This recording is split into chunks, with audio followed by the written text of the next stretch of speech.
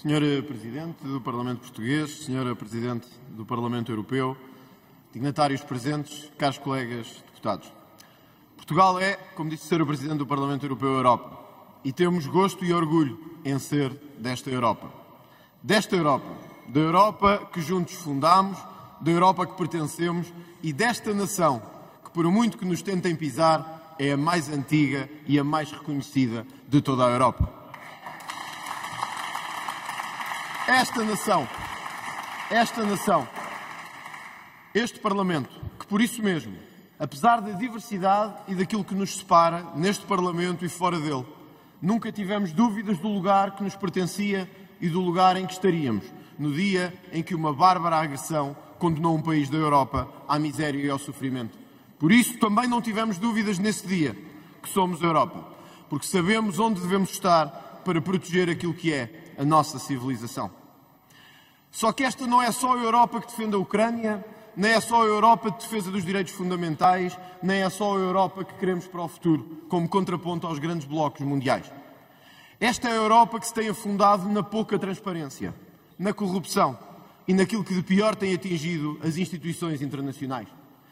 Para além do próprio Qatargate que envolveu o Parlamento Europeu nos últimos meses, com deputados presos que ainda ontem regressaram ao Parlamento, temos a falta de transparência brutal e significativa no negócio das vacinas durante a pandemia Covid-19. E eu não lhe posso deixar de dizer, Sra. Presidente, que é lamentável e intolerável que a Comissão Europeia e o Parlamento Europeu peçam para todos os países transparência e não consigam assegurar a transparência básica, que era dizer aos europeus com quem fizeram contratos, que contratos fizeram e quantos milhões foram gastos do erário público em vacinas anti-Covid-19.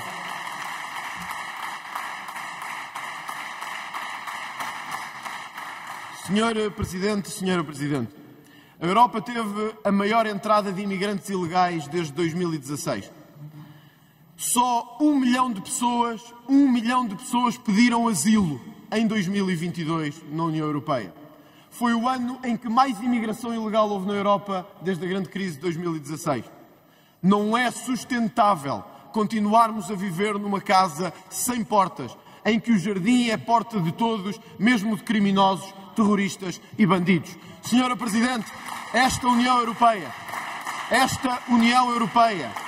feita pela democracia e pela liberdade, não pode ser a casa de terroristas, a casa de bandidos, a casa de corruptos e a casa daqueles que nos querem destruir. Uma casa sem portas deixa de ser uma casa e torna-se uma bandalheira absoluta no espaço global. A nossa identidade está em perigo. Destas entradas ilegais de imigrantes, a maior parte vieram da Síria, do Afeganistão e da Tunísia. Senhora Presidente, a Europa tem um dever de humanidade para com todos, mas tem um dever de identidade para com os seus próprios povos. Esta Europa em que vivemos e em que queremos viver é a Europa de matriz cristã em que crescemos e em que nos desenvolvemos. E não queremos ver um dia as igrejas desta Europa substituídas por mesquitas em todas as cidades deste país.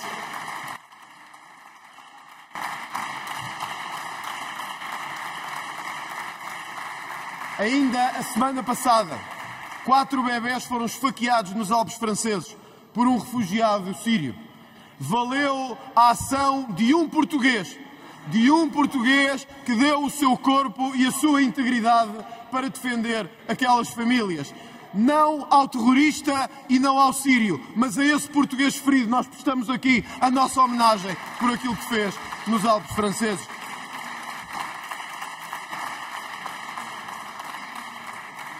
Senhor Presidente e Senhora Presidente, 21,7% da população da União Europeia estão em risco de pobreza.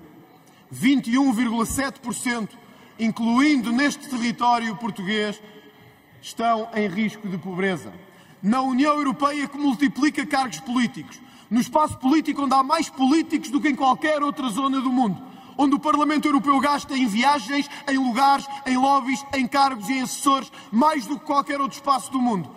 É o mesmo lugar onde se destruiu a agricultura nacional, as pescas nacionais e a indústria nacional. É o bloco onde pobreza e o risco de pobreza acentuam a ameaça sobre os nossos cidadãos. Não, Sra. Presidente, nós não queremos viver num espaço de lobby e de assessores políticos. Nós queremos viver num espaço de prosperidade, de riqueza e de prosperidade para todos e não para os políticos de Bruxelas que o fazem sobreviver.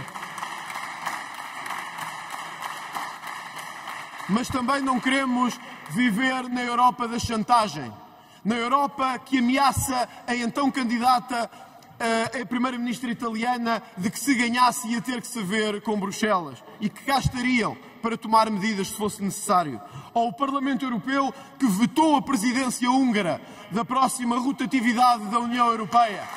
Esta é o Parlamento Europeu que não é o Parlamento Europeu das pessoas e daqueles que votam, é de quem os lobbies de Bruxelas gostam e aqueles que se ajoelham aos seus interesses económicos. Senhora Presidente, nós temos que escolher que Europa queremos. Se queremos uma Europa dos cidadãos comuns, a Europa da classe média que fundou, que paga e que construiu esta União Europeia. A União Europeia dos trabalhadores, das famílias, daqueles que construíram este espaço em que nos identificamos. Ou se queremos ser a união dos lobbies e a união dos burocratas. A União Europeia tem que escolher que espaço quer ter e tem que escolher que caminho quer seguir no futuro.